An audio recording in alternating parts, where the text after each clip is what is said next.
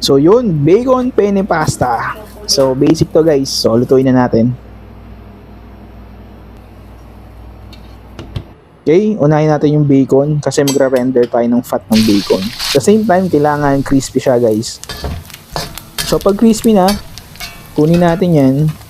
Tapos bawasan ng mantika dahil dyan tayo magigisa ng aromatics. Okay, garlic, onion, at mushroom. Then, pork cubes para lumasa. At gumamit tayo ng Italian tomato sauce. At half cup ng water para pakuluin natin. Black pepper, gusto ko medyo marami. Then, salt to taste. Kayo na bahala. Then, MSG. At sugar pang balance na